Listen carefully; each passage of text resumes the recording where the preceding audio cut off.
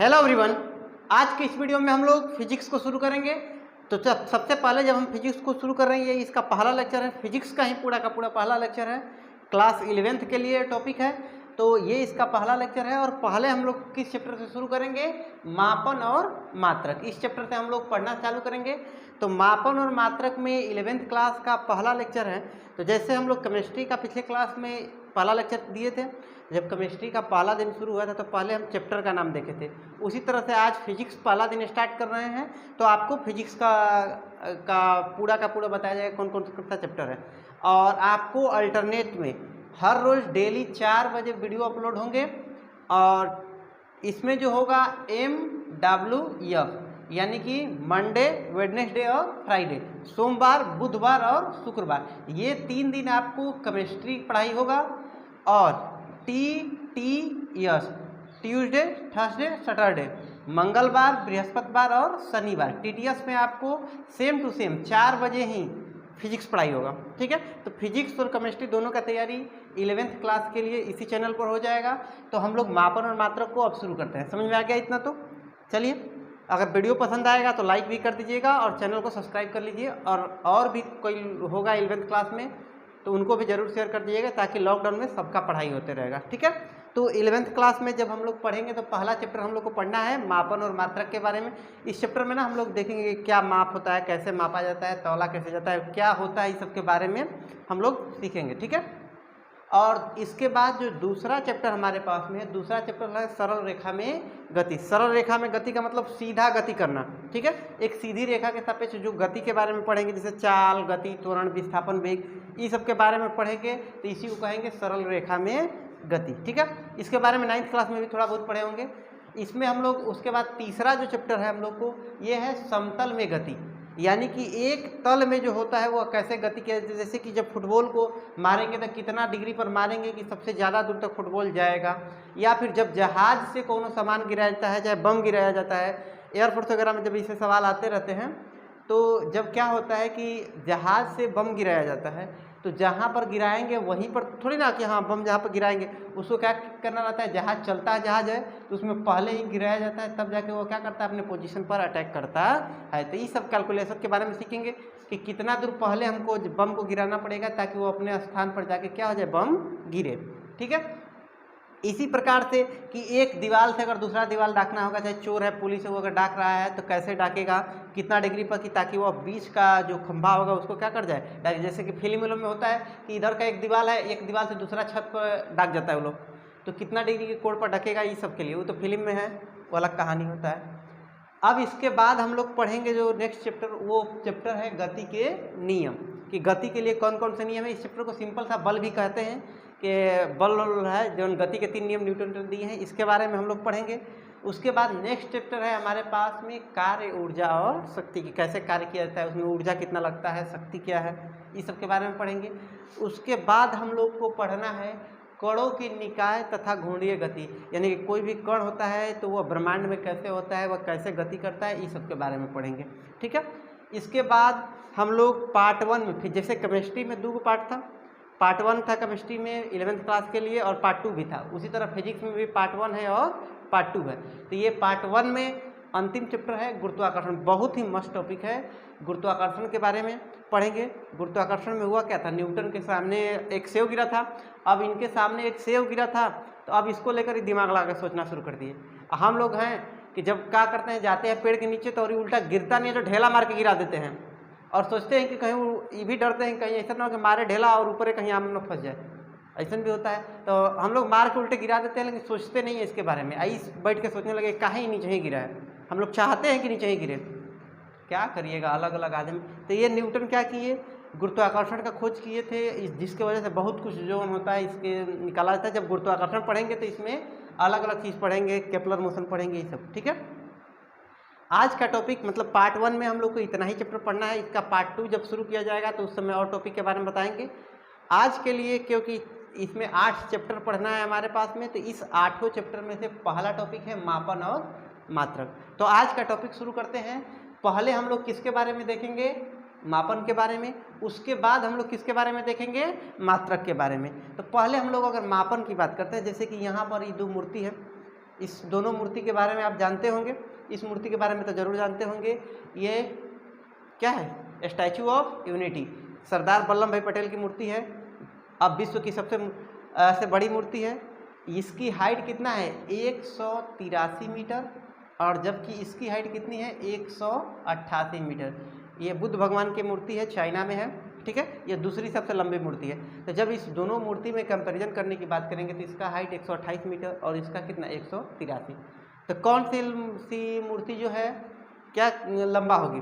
तो ये मूर्ति जो है ज़्यादा लंबा है और ये क्या है उसकी तुलना में कम है ना। तो आप ये बात कैसे बताएं? दोनों को मापा गया तभी तो बताए। तो इसको मापने पे इसकी लंबाई अधिक निकल कर आई और इसकी लंबाई कम निकल कर आई, ठीक है।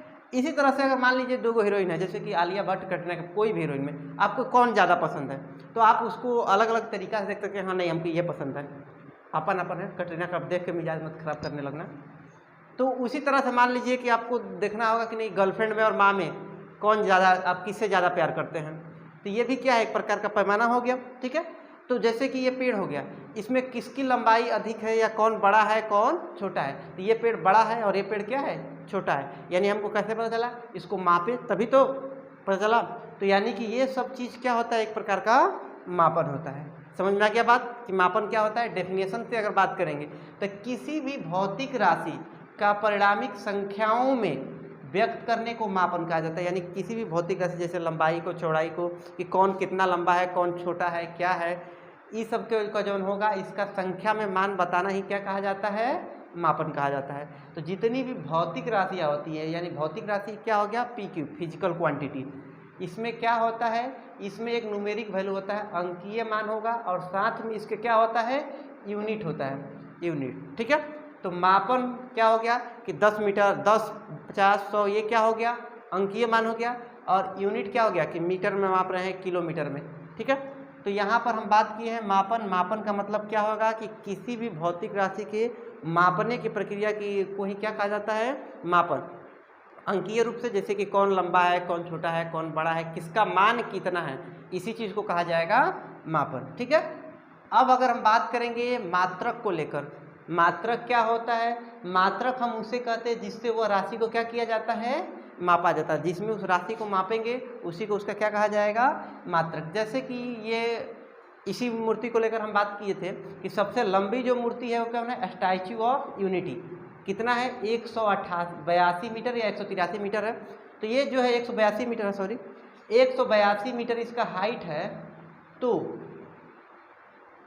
अब यानी कि इसको बारे में जब इसकी क्या एक भौतिक राशि हो गया कि इसकी लंबाई कितनी है, तो हम क्या बोले? 182 और साथ में क्या ऐड किए हैं? मीटर। यानी कि यहाँ पर ये मीटर क्या है? इसका मात्रक है। किसी भी चीज़ को जब मापते हैं तो किस मात्रक में, जिसमें मापा जाता है वही क्या हो गया? इसका मात्रक हो गया। जैसे कि ये मीटर में हम माप सकते हैं, किलोमीटर में, सेंटीमीटर में, लंबाई को इस सब में मापा जाता है। तो यहाँ पर ये मीटर क्या है? इसका मात्रक है। इसका जो है स्प्रिंग टेम्पल का, ये बुद्ध जी का मूर्ति है, स्प्रिंग टेम्पल है चाइना में, इसका 128 मीटर हाइट है। तो यानी कि यहाँ पर ये मीटर क्या है? मात्रक है, ठीक है। तो कोई भी भौतिक राशियाँ जो होती हैं वहाँ पर हमारे पास भौतिक राशियों के लिए दो चीज़ होता है, अंकीय मान और मात्रक। मात्रक बहुत इंपॉर्टेंट होता है, ठीक है। अगर मात्रक की बात करेंगे कि मात्रक कितने प्रकार के होते हैं, तो मात्रक कितने प्रकार के होते हैं? 2 प्रकार के, ठीक है। कौन कौन से 2 प्रकार हैं? एक होता है मूल मात्रक और एक होता है कौन सा? व्युत्पन्न मात्रक, ठीक है। यानी कि मात्रक 2 प्रकार। मूल का मतलब ये कि जो असली वाला मात्रक रहेगा उसको क्या बोलेंगे? मूल मात्रक, ठीक है। डेफिनेशन देखते हैं मूल मात्रक का। तो मूल मात्रक क्या कहेंगे कि मूल राशियों को व्यक्त करने वाली, मतलब वैसी राशि जिसको अन्य किसी के द्वारा ज्ञात किया जाता नहीं है, वो अपना असली वाला रहेगा। तो उनके लिए जो मात्रक प्रयोग में आएगा उसी को क्या कहेंगे? मूल मात्रक। अभी इसके बारे में अगला वीडियो जो आएगा, जब हम लोग SI मात्रक वगैरह थोड़ा बहुत पढ़ लेंगे तो उसके बाद इसके बारे में और डिटेल में भी पढ़ेंगे, मूल मात्रक के बारे में भी और व्युत्पन्न के भी, ठीक है। तो मूल मात्रक क्या होता है? तो जो मूलभूत राशियाँ होती हैं उसके मात्रक को ही क्या कहा जाता है? मूल मात्रक, ठीक है। और जो व्युत्पन्न वाला होता है, तो व्युत्पन्न राशियों के मात्रक को क्या कहा जाता है? व्युत्पन्न मात्रक। जैसे कि अगर हम बात करते हैं लंबाई का, थोड़ा सा एग्जाम्पल समझ ही लेते हैं। लंबाई का मात्रक क्या होता है? मीटर, बस। यानी कि ये क्या है? मूल मात्रक। लेकिन अगर चाल की बात करेंगे तो चाल का मात्रक होता है मीटर प्रति सेकेंड। होता है, यानी कि चाल का मात्रक यहाँ पर मीटर प्रति सेकंड, यानी दो चीज़ से मिलकर बना है, मीटर से और किससे मिलकर बना है, सेकंड से। तो ये अगर दो चीज़ से मिलकर बना है यानी कि ये व्युत्पन्न है, लेकिन ये अकेले ही है, इसका मतलब कि ये क्या है, मूल राशियाँ हैं। मूल राशियाँ कुल 7 होती हैं, अगला क्लास में हम लोग उसको देखेंगे। अभी के लिए समझ में आ गया मूलभूत और व्युत्पन्न, थोड़ा बहुत तो समझ में आ ही गया होगा कि व्युत्पन्न राशि मतलब वो क्या है, किसी दूसरे से मिलकर बनी हुई है, और मूलभूत राशि मतलब कि वह खुद में स्वतंत्र राशि है। ठीक है, अब हम बात करते हैं मापन की प्रणाली की, यानी कि जब हम मापते हैं किसी भी चीज़ को, जैसे कि गांव देहात में ज़मीन मापते हैं तो कोई कट्ठा में नापता है, कोई एकड़ में नापता है, कोई बीघा में मापता है। वही बीघाओं में क्या होता है, पकिया बीघा तो कचिया बीघा। जाएंगे ब्याह करने तो हाँ लइकवा के 100 बीघा ज़मीन है, अरे लइकवा के तो 10 बीघा ज़मीन है, फिर बाद में बोला कि कचिया से है तो 100 बीघा ज़मीन है तो कचिया से है तो पकिया, ये सब होता है। तो ये क्या है, एक प्रकार का प्रणाली हो गया। कोई डिसमिल में मापता है, तो ये प्रणाली में इसी प्रकार से मापन की जो प्रणाली अंतर्राष्ट्रीय रूप से है। तो यहाँ पर एक प्रणाली जो चलती थी पहले, वो कौन सी थी, एमकेएस प्रणाली। इसके अलावा दूसरी प्रणाली कौन सी है, सीजीएस प्रणाली। इसके अलावा प्रणाली है एफपीएस, और एक प्रणाली है एसआई प्रणाली। ये 4 प्रणाली में क्या किया जाता है, मापा जाता है। ठीक है, तो जब 4 प्रणाली में सबसे ज़्यादा फेमस यही है, हम लोग ज़्यादातर इसी को यूज करेंगे, एसआई प्रणाली को। ठीक है, ये तीनों बस खाली अभी पढ़ेंगे, आज के बाद ये खत्म भी हो जाएगा। हम लोग को आगे डिस्कस करेंगे केवल किसको, एसआई को। ठीक है, तो एसआई के बारे में हम लोग अगला वीडियो में, क्योंकि ज़्यादा पढ़ना है तो एसआई के बारे में अगला वीडियो में हम लोग देखेंगे। अभी वाला वीडियो में हम लोग देखेंगे केवल 3 प्रणाली, एमकेएस, सीजीएस और एफपीएस प्रणाली। ठीक है, तो देखते हैं एफपीएस प्रणाली को। तो इस प्रणाली में अगर बात करेंगे, देखिए सीजीएस, एफपीएस, एमकेएस प्रणाली है, तो यहाँ पर सीजीएस, ठीक है, ये तीनों अक्षर जो होता है अलग अलग चीज़ को दर्शाता है। इसमें एक लेंथ को दर्शाएगा, एक मास यानी कि द्रव्यमान, और टाइम यानी कि समय को दर्शाता है।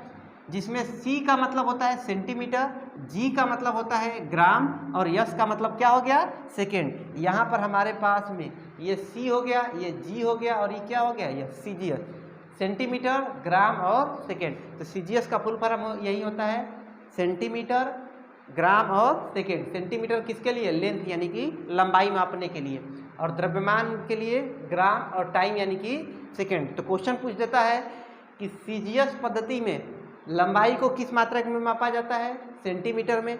सीजीएस पद्धति में समय को किस मात्रक में मापा जाता है, सेकेंड में। ठीक है, अगर बात करेंगे एफपीएस, एफ का मतलब फुट, पी का मतलब पाउंड, और सेकेंड का मतलब क्या होता है, समय वाला जो है सेकेंड है। ठीक है, पी का मतलब पाउंड जो होता है द्रव्यमान को लेकर दर्शाता है, या ब्रिटिश में ज़्यादा यूज में आता है। फुट जो होता है लंबाई का ही मात्रक होता है। ये आप देखे होंगे कि हाँ लड़का 1 फुट का है तो 5 फुट का है, 6 फुट का है, 5.5 फुट का है। ठीक है, ये सब लंबाई मापा जाता है।